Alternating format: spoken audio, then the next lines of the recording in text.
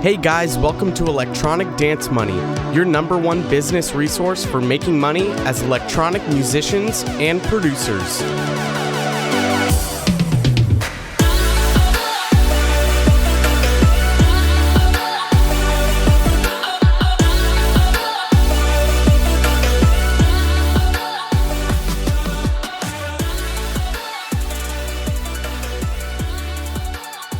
What's up, everyone? Welcome back to a brand new episode of Electronic Dance Money. I'm your host, Christian Casito, coming from you from Leavenworth, Washington. I'm on vacation right now at a family reunion for my fiance's family reunion on the road again, which is why you hear that I have shitty audio, shitty mic again. A couple episodes ago. Last time I did an episode with you, Mike, I was on vacation again. I was on the road, and I had my shitty setup, and here we are again. Except last time you had a shitty mic. Now you have a nice mic. I'm back to my shitty mic. Yeah, so now I sound beautiful, which is perfectly representative of who I am. You sound crispy clean. I like it. Hell yeah. I'm jealous, because I know I don't sound crispy clean. You did sound crispy and clean last time we recorded. Oh, you mean, what was it, 3 days ago when we got done recording and all of a sudden we realized half your recording didn't record? And so here we are, round 2 again, baby. We had to re-record. So yeah, this is round 2 where we're having another go at this episode. And, you know, the first one was good, but maybe this one will be even better. So we're gonna redo it. I'm on the road. I'm fresh. I'm a margarita deep. By the end of this, I'm going to be 2 White Claws deep because this is vacation, baby. We're doing a vacation podcast. We're sitting back, and we're going to be talking about networking, which we've talked about in the past. We've talked about networking in a few episodes. One I did with Los Padres. I think that was episode 29 and episode 30, I believe, or it was like 28 and 29. That was a long time ago. That was about 2 years ago, like almost on the dot 2 years ago. And we talked about some networking stuff in those episodes. And then I know I've talked about some networking in like maybe 1 or 2 other episodes. Again, I can't remember. What is this, like episode 83? I think this is. So we're deep in it on the podcast right now. We're over 100 hours. So, but we're gonna be going into some networking stuff. Also, you know, like I said, we're here with Mike again, Mike Vaugh, and I've been talking with Mike for a few months now. I mean, I've known Mike since I started my mixing and mastering business. He was like my first client ever, really.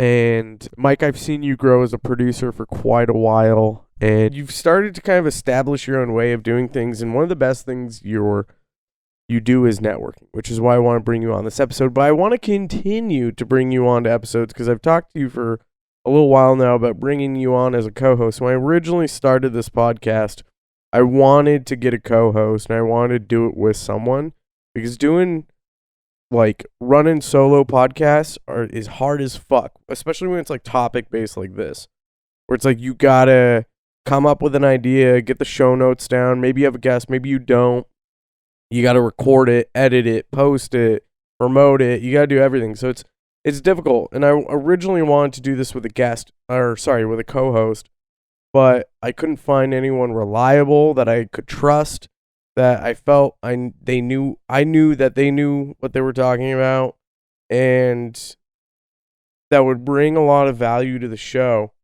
But I feel like you've gotten to a point in your career, Mike, and the podcast has gotten to a point where you coming on as a co-host, maybe it's not every episode, but every other episode or something, could bring a lot of value because you have a lot of great stories to tell. You have a lot of great personal anecdotes, and you've got a lot of really good analogies. So I think there's a lot of value that you as an individual producer could bring to the show. So this is kind of the like official announcement that Mike is going to be coming on a lot more episodes, more as a co-host, than just, you know, the everyday or, you know, some guest. You're going to be a welcome person and a well-known name around this podcast, which I'm excited to bring you on for? Yeah, so basically what Christian is trying to say, everybody, is get used to this voice, this smooth, silky radio voice, and strap yourselves in, because I got a lot of stories for some reason. I know, it's going to be, and this is going to be a really good episode to talk about some of those stories, because we're going to be diving into some networking stuff, but we're going to kind of get into some more details about over some of the other podcast episodes. Like, again, the episode that I did with Los Padres, we talked about networking, but that wasn't like the whole 2-part series. There's a lot about networking in there, but networking is like such an important part of the industry. Production is going to be like 50% of what you do, or I should say not just production, just writing music in general. It's going to be like half of what you do. And then the other maybe 30% is going to be probably 20 to 30% is going to be promoting your music, creating content, sort of shit. But then the other 20 to 30%, however you take it, whether you do, 20 or 30 with promo or 20 or 30 with networking, the other 20 or 30% is going to be networking. It's like finding individuals that you want to work with, finding individuals that you want to establish relationships with, and those are going to be the people that push for you. And those are going to be the people that really work with you to get shit done. And truly, networking is the thing that gets shit done. Without having, and this is one of the craziest fucking things that I find with a lot of producers, a lot of EDM producers, and this is probably you, whoever's listening to this podcast right now, more than likely, this is you. It's most of my clients. And this is how I know it's true, because I talk to all my clients about it. None of my clients know any other producers. Any of my clients listening to this podcast episode right now, you're most of the producers are the ones I connected you with through my Discord. Yeah, and Discord. I can corroborate on that, because I've communicated with a bunch of the producers from the Envious Audios community, and every time I talk to them about sending promo to producers or connecting with producers for collaboration, or just in general talking with producers about what they do or how they do it, they're all like, "Oh, I don't know how you have all these conversations with all these producers." It's because I try. Yeah. Here's the thing. So many, there's constantly I talk to my clients, and when I'm either if I'm asking for a referral, or I'm just talking to them about business stuff, and any producers they know they could work with, they're like, yeah, the only producers I know. I mean, Mike, some of the producers you work with the most are the ones I introduced you to. And it's not, and I'm not saying my point is that all of my clients, they don't know other producers. I ask for referrals, and I don't really know anyone other than the people you've connected with me in the Discord. And it's well, that's a huge fucking issue. Now, granted, not everyone you network needs to be a producer. It can be other industry professionals, it can be promoters and bookers, but the people you should be connecting with are the ones that you're trying to either fix an issue within your own music career, or maybe solve a solution is the better phrasing with that. Or if there's something that you feel like you're missing in your career or your music, that's the best way to get what you need is, one, to either, if you have the cash, just outright pay it to someone. But two, if you don't, go network with those people that know those kinds of people that can help you. They can get you connected with certain people. So networking is such a massive part of the industry as a whole, especially if you're trying to get shit done. And I know most EDM producers are not connected with people. They're just not networking. And it's such a vital thing. Mike, what have you, what's the biggest thing you've gotten out of networking? Honestly, the biggest thing I've gotten out of networking. Wow, that's actually a good question we didn't actually touch on when we first recorded this episode. So now you're springing this on me. Honestly, I think the best thing I got from networking is when I first started networking with mid-tier or small to mid-tier artists, like the ones who are signed to those goal record labels, like you start at the bottom with them and you get those smaller artists on those bigger labels, and then they start to introduce you to the people higher up. So through one friend who's signed like Hexagon, Revealed, and all that, I've started to like ingratiate myself into the culture of those record labels, and I started to build connections in a spiderweb way, basically expanding out slowly through people and from people, growing my, I guess, my reputation in the industry. So it's really cool. And actually, you were going on for a little bit about how, like, the producers in our community don't really network with larger DJs. I think I have a good point. They network with larger DJs, but they only try to network with, like, Nicky Romero or Martin Garrix or Don Diablo, right? Like, they're not sending messages to, like, reachable, viable people. They're sending messages to the top 50 DJs in the world. Right. And we talked about this in the last episode, this was a really great point. If you're trying to message people on social media, specifically with Instagram, and I didn't realize this, if you message someone that's not following you and they have a business page, which all these bigger producers do, most producers in general just have a business page, it gets sent to, what inbox does it get sent to? It's not general, it is general. It's split general and primary. It gets sent to general. And actually, I think there's even a requests page too. So it's primary, general, requests. Yes, there is. Yeah, so you could potentially get sent to requests if you. I don't know what would. I don't know what triggers requests, because occasionally I do get requests from legit people, but it looks like Mike's looking that up right now. But you might get sent to requests or general, and it doesn't get sent to primary, and they never see that. So it may not even be that someone's ignoring you. It just could be that they aren't actually getting your message in the right inbox. So making sure you're establishing conversations online, this is kind of specific to Instagram, but you could relate this to just about any sort of social media source. The biggest thing is going to be, and I've mentioned this in previous episodes, first of all, engage with them in comments on their posts and provide sources of value within those posts. But then secondly, and eventually you can go in their DMs. After you've been like engaging with their content for a little while and they've replied or they've liked your stuff and they're more warm to who you are as a person, much easier to get a reply from them and to potentially get put into one of those higher tier mailboxes. Inboxes, especially if they end up following you, which we're going to get into that in a minute, Mike, because there's been instances where people have followed you just based off of things that you're commenting.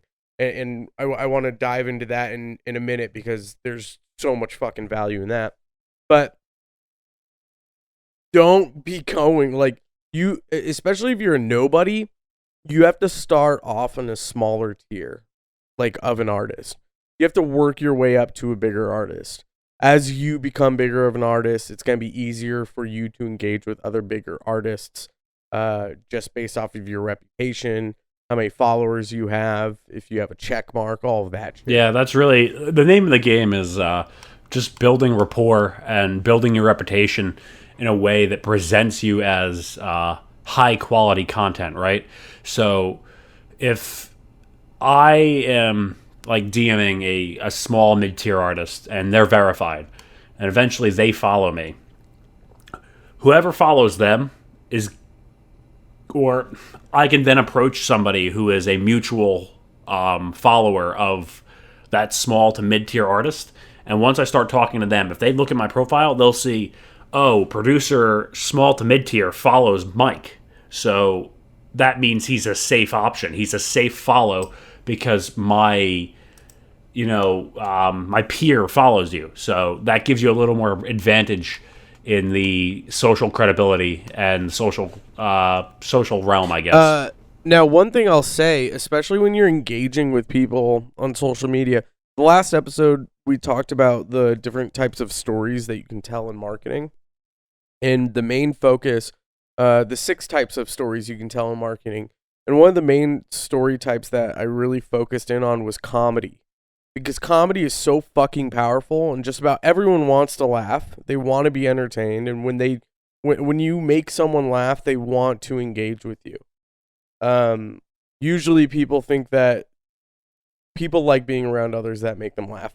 Mike, you're one of those people that make me fucking laugh all the goddamn time. I think you're hilarious. Even more so on social media, your comments are fucking golden.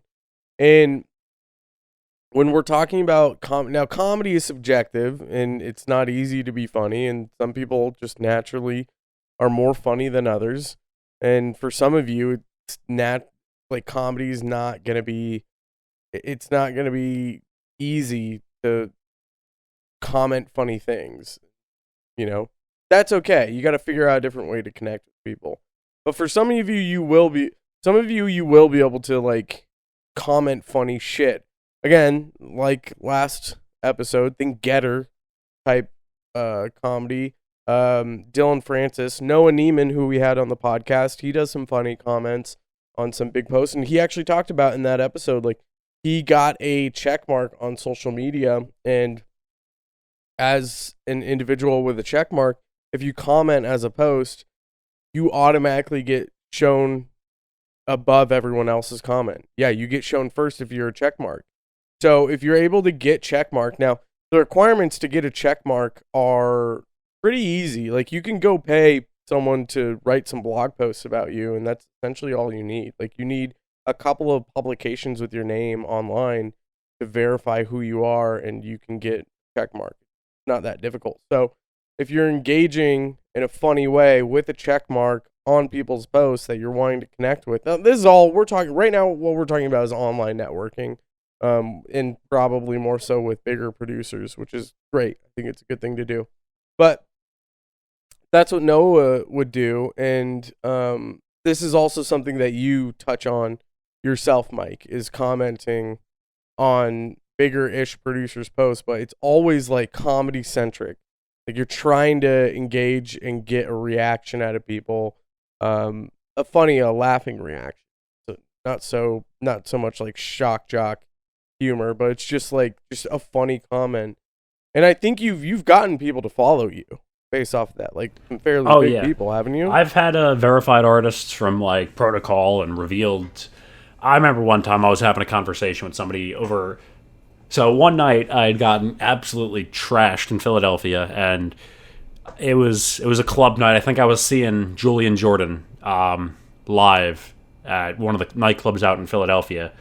So me and my buddy were just pre-gaming, and I went a little hard on the pre-game because it's what I do. Christian, you know very well that I take my partying very seriously, and so I got a little crazy, and I started DMing a bunch of artists just because like I saw their stories, and I'm like, oh, that's funny, and I'm like, everything's making me laugh, right? So I see this one artist's story, and I thought it was hysterical, and I'm like, I think they were actually playing a show that night, and that was what the next story was. So I'm like, yo, have a good show tonight, whatever. Said some cool stuff. I'm like, oh, you guys are sick. Like, and I thought they were from Philly for some reason, and they most certainly are not. They're from like California. So they're like, nope, not Philadelphia, but enjoy your night, bro. Like, don't get too trashed. And I'm like, will not happen, but sounds good. And then a month later, they posted like a Instagram story of a pool, and I, for my day job, am a pool guy. So I'm like, sounds like you need a certified pool guy. Please hire me. And they thought that was funny. And then the immediate next day, they were actually in Philadelphia, and Ben Franklin's house is between a dispensary and like a Shake Shack. And I said, the only thing that's missing is the brothel. And bam, I'm followed by a check mark. Yeah. Yeah, and then that was what, 3 engagements you went through over the course of 3 months? Literally 3 engagements. I don't even think I commented on any of their posts. I liked every post they post, but I don't think I Right. commented on any of them. So it was all story And that's engagements. fine. Yeah, even just liking stuff. Again, what we're talking about here is making sure you're top of mind. Like as long as you're top of mind and constantly engaging. Now, again, when I say constantly engaging, the right word to say is consistently engaging.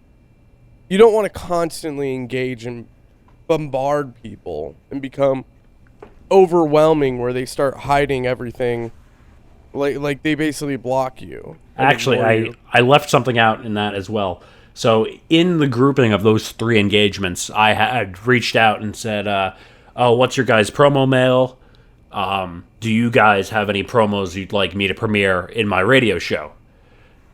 And that is a really underrated tactic in the networking game because, as you and I discussed in our 1001 track list episode, the track list or a track list on 1001 track list is so important to the producers in 2022 because that determines how successful your track is amongst professional curators of music, right?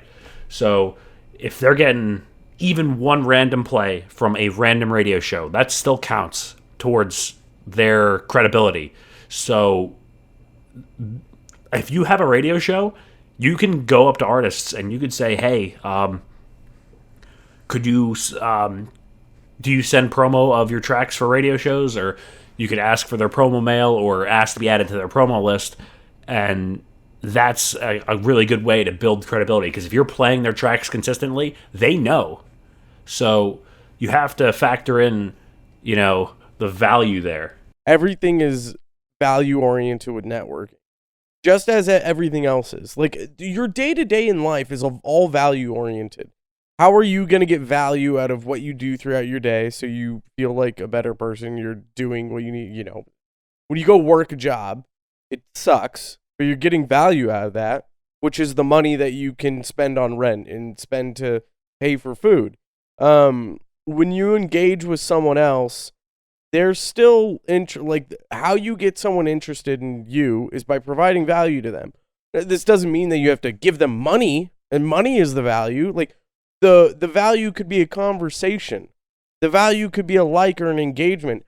The value could be, hey, let me play your track on my radio show. That is inherent value. And most producers that you're going to try and network with are going to be smaller-ish producers. They're probably bigger than you. Maybe they have a check mark or maybe not, but that means they could still only have like 10,000 followers on Instagram or something. They could have even less. They could have less. But those producers give a shit when you reach out and you're supporting them. They see that. They like it. Because they're still pretty young. They don't have a ton of support. And so anyone outright publicly supporting them is a benefit to them, and they want to establish a relationship with those people. And this gets back to the story that I had told when we first started recording last week of when I had a radio show. Now, I got networked naturally through my radio show. Fairly similar to yours, Mike, but to what you did with these guys. But my story is a little bit different. So, I had a radio show from 2015 to 2017 through 2016 or something, towards the end of 2016, maybe the beginning of 2017, when I was playing a bunch of autoerotic stuff on my radio show. Now, those of you who don't know who autoerotic is, he makes some like nasty fucking bass house, and I actually think it's a duo, but one of the guys is like behind the scenes. But I don't know what he's doing as of right now. I think he's kind of gone under the radar. I think the last time he released a track was like 2020 or something. I'm not sure what the fuck he's been up to. But when I had my radio show, I would tweet out the set list like live, because my radio show was actually legitimately played on a live internet radio. And so I would tweet out the tracks like as soon as a track would play on the minute marker, tweet it out, and I would tag the artist and the record label and do some hashtags and shit.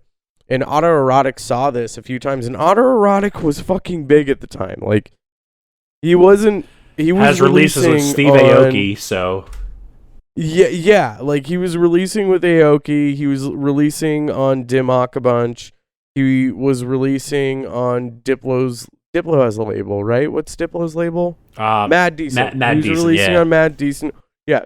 He was releasing on fucking major labels, playing the biggest festivals you could think of. He's a pretty big fucking artist.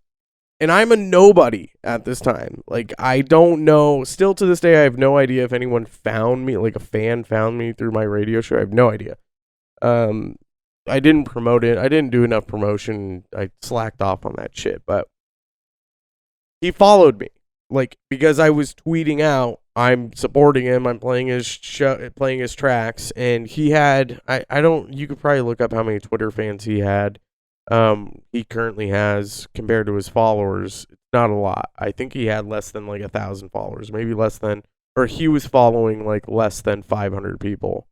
32,000 followers, 3,000 following. Yeah, so not following a lot of people. I'm one of those 3,000 that he's following though. He ended up following me, and I was fucking mind blown. I lost my shit. He was making the bass house I wanted to make. So good. And I reached out to him. I hit him up, and I was like, dude, holy shit. Huge fan. Thank you so much. And he started sending me unreleased tracks.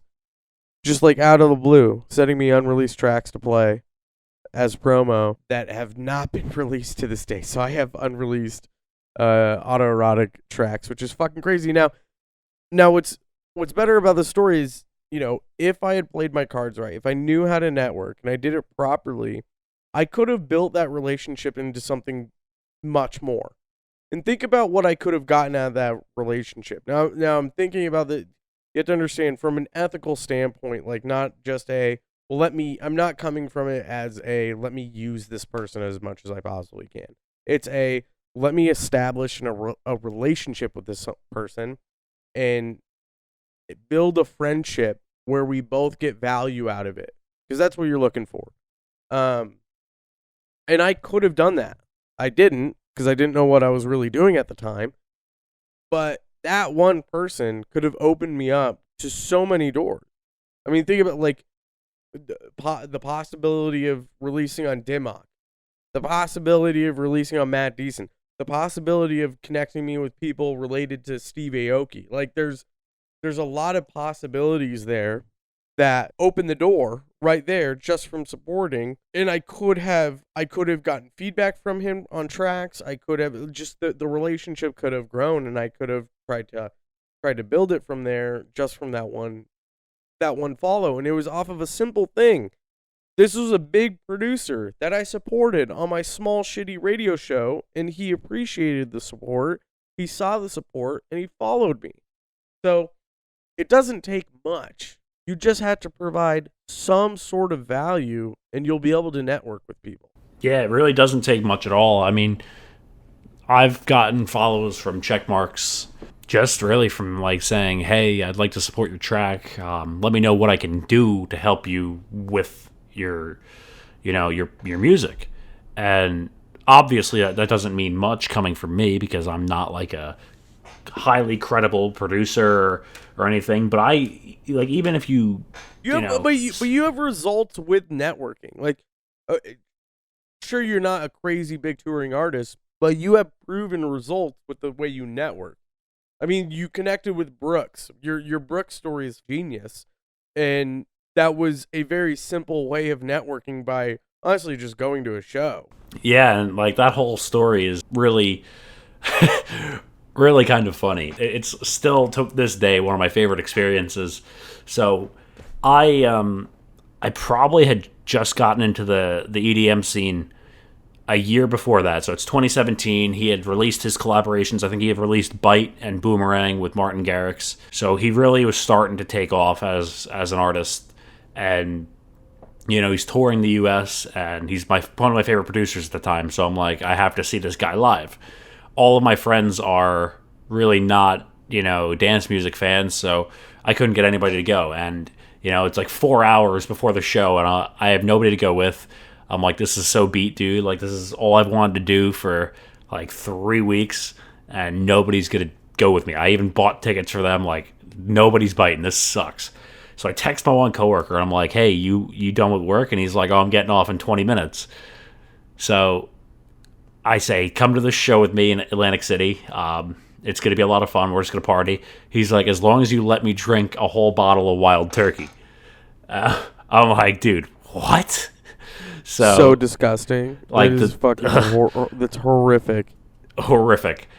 And this man did it. This man drank a whole handle of Wild Turkey on this car ride, this hour-and-a-half car ride. Like, I couldn't believe it. So he spent the whole show just absolutely wasted. I'm not drinking, really. Like, I'm just trying to have a good time, experience the music. Like, this is the first time I'm seeing a performing DJ live in a nightclub. So I'm just taking in the experience. So I'm front row like the whole night.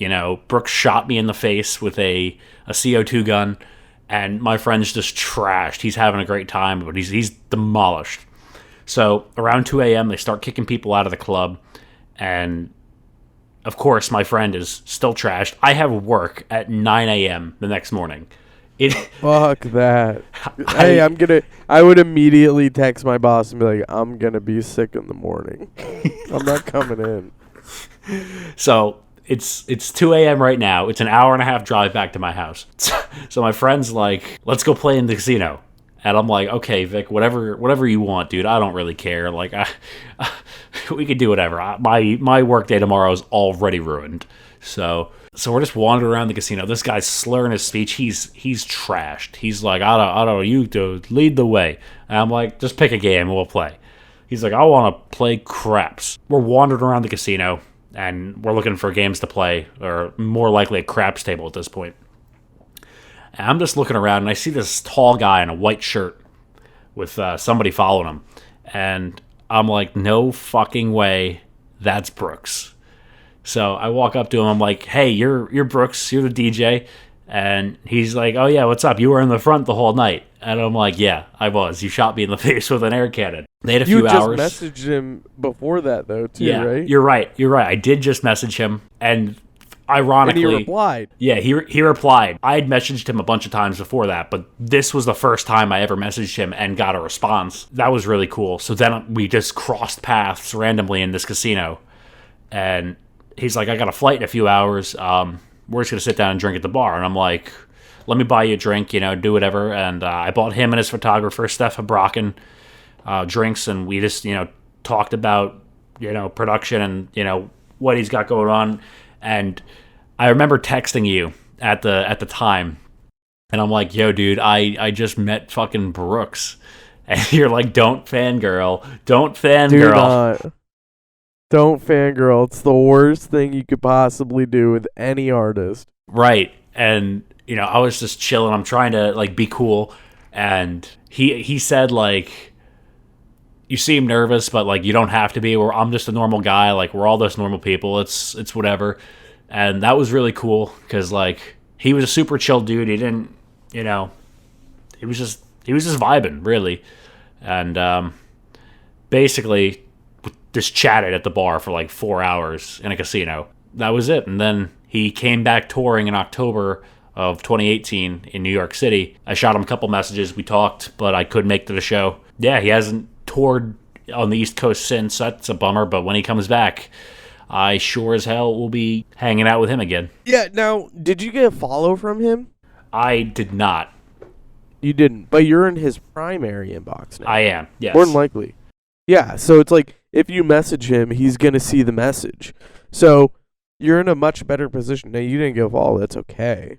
The point is you're now in his primary inbox. So next time he comes into town, you're in a much better position to be able to say, hey, you already know who I am. Let's go grab a drink or something. Or if he has the time and energy to actually do it. Honestly, the power of drinks is just such a crazy thing. Obviously, know your audience, right? Like, don't go Yes. offering drinks to artists who are recovering alcoholic. That's No shit, yeah. That's not that's a a good thing. that's a bad take. But I mean, just offering simple stuff to artists, like, first of all, offering to come to their shows, like, is a humongous thing. Every time one of, like, my artists or artists I want to get to know are having a show, the first thing I'll DM them is, hey, do you have an affiliate link, or like a way for them to prove their sales, right? Because any artist who isn't, like, headlining probably is looking for people to buy their ticket links so they get profit. Right.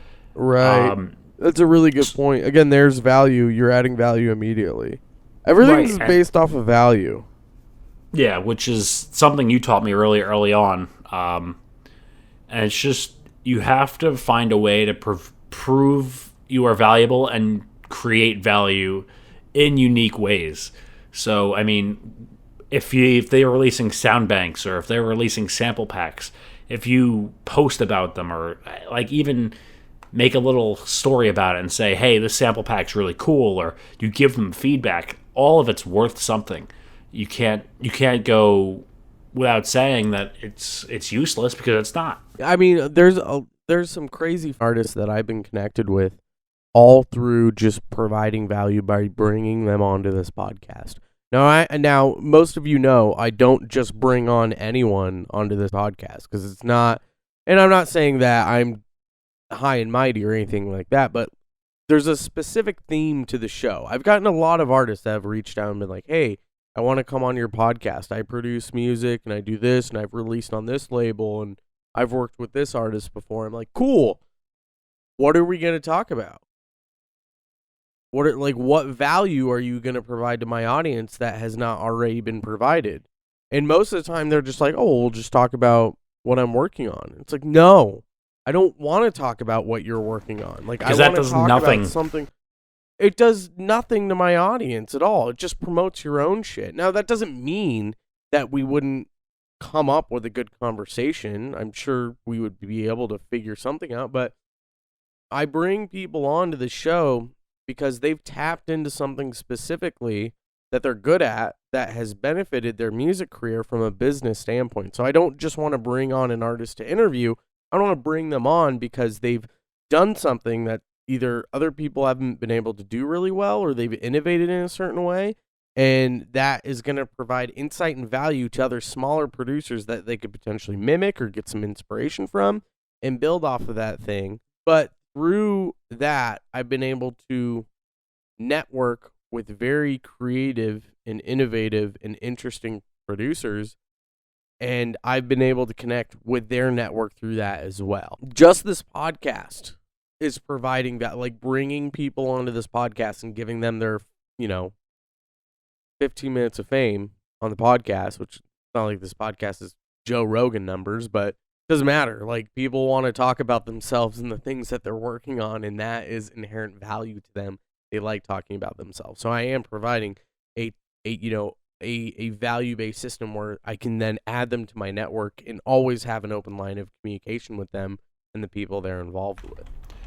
Didn't this podcast conveniently connect you with Landis, which has a strange connection story to myself? Yeah, because you saw Landis, a couple months ago or something? Yeah, probably in March or April. He was playing, was he playing in Philly? He was playing in Philly, yeah. Yeah, you hit me up and you're like, yo, I'm going to go see Landis. He's in Philly. I was like, all right, wait 5 minutes. And I texted Landis and I was like, yo, can you get my buddy in the door? And he's like, sure. I was like, he's with a friend, here are the names. And he put you on the list within like 10 minutes. Got you. Yeah, and I don't remember it, but we were having a good time with Landis. Yeah. I definitely do not remember it, though. Rightfully so. But yeah, Landis was on one of the podcast episodes after Los Padres, that's who I got connected with through. I got connected with Landis through Los Padres. Landis and Crespo, which Crespo is the touring DJ for Jaden Smith, Will Smith's son. And so Crespo and Landis both have a music production academy in Fort Lauderdale, Florida, called Wired Sound Academy, where they do music production classes and they also do DJing classes. And so I work personally very closely with Landis. We basically talk on a daily basis doing marketing for Wired Sound. I do marketing for Wired Sound Academy, and I'm starting to do I'm dipping my toes in doing some music marketing with Landis, with his personal, his artist profile. Which, dude, Landis is putting up crazy numbers on TikTok. He's got millions of views, like tens of millions of views on TikTok. He's got well over 60 million streams across all streaming platforms. He's released with Don Diablo, released a bunch on Hexagon. He's a well-known artist, and he plays all over the country. And so does Crespo. Crespo's going on a July tour where he's playing almost every single day of the month, or day of the month throughout July, all across the U.S. So these are legit people. And I got connected with them through Los Padres. And I got connected to Los Padres through hanging out on a Twitch stream of 6th Street Music, who's Richard Wang. He was on episode 4 of the podcast talking about Twitch streaming. Just me hanging out in his Twitch streams and Richard shouting me out in this show got me connected to another dude, our buddy Chris, who then connected me with No Face and then connected me with Los Padres. And I started doing some work with their record label, and then I got connected with Landis through that. And now I've been providing a shit ton of value with Landis and helping him out. And that's just going to open up the network with him where I could potentially reach out to someone far bigger than both of us in the industry that Landis is connected to. And I'm a trusted source. And all I have to do is figure out how to provide value to the next person. And it just branches off like that.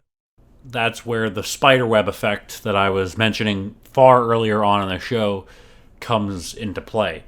Because what a lot of people don't realize, and producers and DJs don't realize, is you don't get signed to Revealed or Spinnin' or Protocol or Hexagon. You don't get signed to those places without credibility.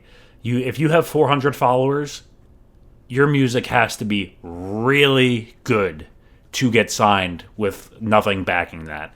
If you don't have supports, or if you don't have important people, sending demos for you, you're probably gonna get sifted through rather quickly, unless the demo is just that good.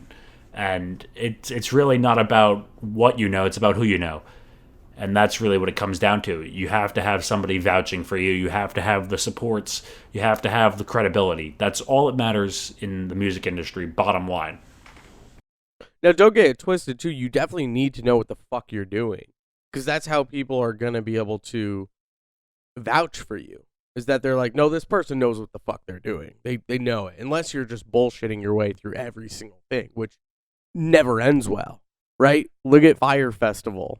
Fire Festival was supposed to be the craziest festival ever done, the most luxurious thing, and it was all bullshit. I built a pool for that guy. No shit? Or wait, for Ja Rule. Didn't you build a pool for Ja Rule? Yes, I did. Which Ja Rule wasn't even, he got roped into it by that one dude, the main dude who was like, let's do this. He partnered with Ja Rule.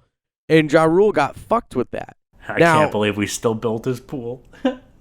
Don't get it twisted. You can bullshit as much as you want, but you always you're gonna get fucked you're always gonna get fucked in the end.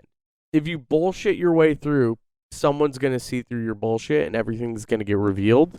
And that destroys your credibility in more than one way. You get fucked so hard. Not only that, but it could potentially destroy other people's credibility. So watch your back too. And making sure that you're not working with sketchy people that could fuck up your credibility, because that's just as bad for you. Yeah, and I think that's probably the biggest lesson to learn is be authentic, be yourself, because that's going to get you more than being some false identity who isn't always going to be present. Unless you are really intolerable in general, I think you'll do fine with most people networking-wise, just because most of these DJs don't have a crazy big ego. They're really all down to earth. Even the bigger ones are really remarkably down to earth. And of course, when it comes to networking, you can't be reaching out, like we said earlier, to Nicky Romero, to Martin Garrix. You can't reach out to those guys because they don't They probably don't run their social media accounts. They probably get like 1,000 DMs a minute, and it's not worth your time to. They're also so fucking busy that Yeah, they probably don't have time to pay attention. they to all sleep that. 3 hours a night max. You're going to get connected with those producers through other people that you've been connected with over time. Like, you work your way up the ladder. You start off small. That person knows someone that knows someone bigger, and that person knows someone that knows someone bigger, and that person knows someone, and you like slowly inch your way through. And this takes years. Like, your network is not going to grow. Like, you're going to listen to this episode and maybe you will go start networking right now, but it doesn't mean in a week or even a month or even 6 months that you're going to be connected with everyone you possibly need to be connected with to be successful.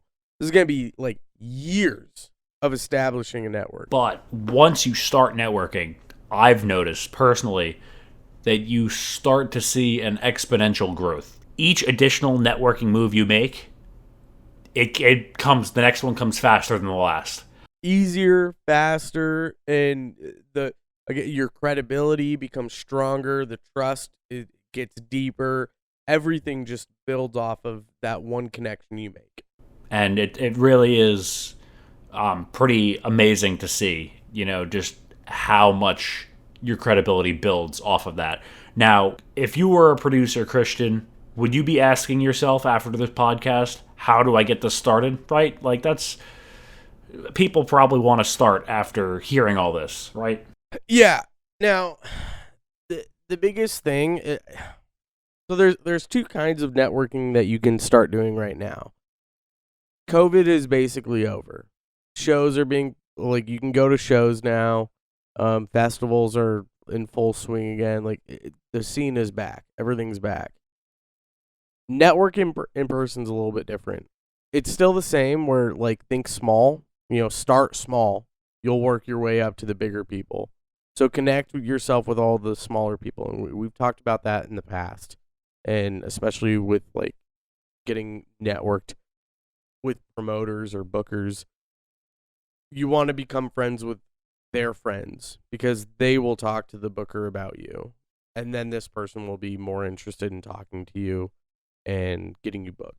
So joining meetup groups is one of the best things you can do. We've talked about going to local shows, like local artists playing shows, and talking to those artists after the show. So if you know no one in your fucking town at all, go to those local shows for a month. Like once a week, go to a local show, connect with every DJ there, get their socials, start messaging them, sending them tracks for feedback, and just building starting a conversation, building a relationship, and then find out if they know of anyone or if they're a part of some group that's doing like a meetup, like a lunch meetup once a month or something on a Saturday where a bunch of producers meet up for lunch and they talk about music and business and shit. If that's not happening, start it. Be the person that starts that in your town, because then you can be the source of connecting people with others. But then also those people are going to bring their friends and their producers they know of and make this like a public Facebook group event or public Facebook event that you make each month and have people invite their other friends to it. And eventually you'll build this like strong connection within the music scene in your local area. So that's one way of networking in person, offline. Now, if you're in a small town where like you're the only producer there, which is possible, or, maybe you're in a country where there's not a lot of producers, this is where online networking becomes a huge factor. And like what you talked about in the past is find the thing that you're struggling with, or like there's a hole in your music or your career, your business, or whatever it is, and you want to network with someone, find that person online and start engaging with their content. And eventually you can get to a point where you can slide in their DMs, which we've talked about again in the past. Like, online networking is super easy. All you have to do is find the person you want to get connected with and just start engaging with their content. Don't DM them right away. Just engage with their content. get your name familiar with them so that when you do message them, they're much more comfortable and willing to respond to you. And I cannot stress this enough. Do not make the first DM you send these artists the 100% reaction emoji, a message saying fire emojis. Fire emojis. Like, make it something realistic. Like, don't say, "Will you follow me, bro? Value. Will you collab with me, bro?" No, we will not. No, we talked about like value oriented in this whole process needs to be value oriented. How are you going to provide value to someone? If you're networking in person, you're going to those local shows, how do you provide value immediately to that DJ you see that you're talking to? Hey, can I buy you a drink? That's value. That's like, it's simple value. And they're probably, now if they do drink, they're going to go, sure. And you go buy them a drink, you start talking, you break the ice. Online, it can be as simple as supporting them. Or again, if you're engaging with their content, but you're like trying to start a conversation within their comments, that is also engaging in value, like value forward thinking. There's I remember what I wanted to mention earlier too with networking. So a lot of what networking is communication skills. And some of us don't have great communication skills. Believe it or not, I have shitty small talk skills. I suck at small talk. I don't like small talk. I've been starting to get better at it, and I'm starting to try to enjoy small talk and be more engaging with small talk. But there's this video that I'm going to post in the show notes, and the video is all about the skills that Joe Rogan has for his podcast that he utilizes to get every guest that comes on, from a comedian to a scientist to an author. Like, all of these different types of people, he's able to get them to engage and have a comfortable conversation with him through some simple communication tactics, and specifically small talk tactics.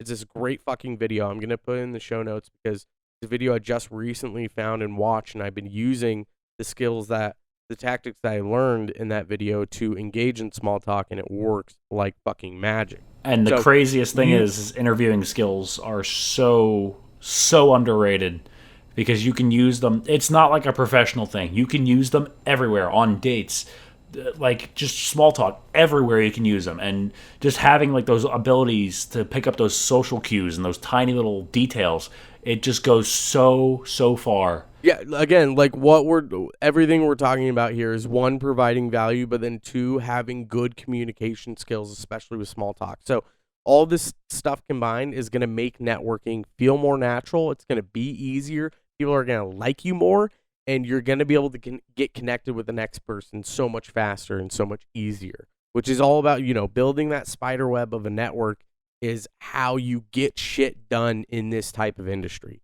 Just about any industry, that's how you get shit done. Yeah, I would say really that is the majority of networking. And even going back to going to shows, this just popped in my head. I've had like world touring DJs on several occasions state to me, "Oh, I saw you in the front." Like Brooks said it to me way back when in 2017. I saw Dub Vision live in a Manhattan nightclub in like May, and I was in the front row the whole show. And then I met Dub Vision on the way out as I was in VIP for some reason. We're not going to discuss that, but I was in VIP for some reason, and they were leaving, and I'm like, "Yo, you guys are Dub Vision. You guys are the best. Like, your music changed my life." And one of the guys in Dub Vision, Victor, he's like, "Oh yeah, I saw you in the front row the whole show. Thanks for the support." And Noah has had the exact same experience. He's posted on social media before of people that he saw in the front row of his shows and was like, "Yo, thank you so much." Like it's so easy. Here's the thing. Here's if you want to know the secret with producers, and this goes against kind of what you said previously, Mike, where these guys don't have big egos. And I don't think a lot of them do. Some of them do. I but think not all of them do. I understand what you're gonna say, and I think it's like it's not an ego thing. Hang on. Let me. No, I don't think it's an ego thing. But all of these, and even those of you listening to this, we're all doing this because we want to be loved. Like, we want to be loved by other individuals.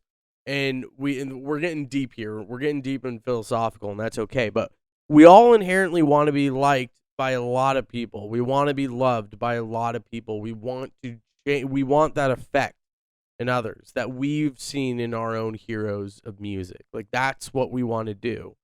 And so it's not difficult to please a lot of these producers, because all it takes really is just giving them that love and attention that they're wanting.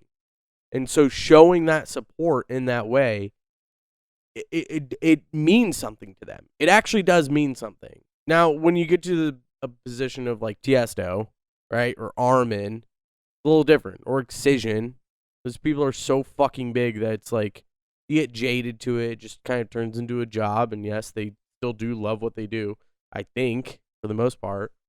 But for these smaller producers that are starting to get bigger, they're still in that, like, they crave that attention. They want that love and that attention. And when you give it to them, they notice that, they recognize that, and they're going to reciprocate that in some way if you're able to get their ear. And that's really all it takes. Yeah, I think that's pretty much it.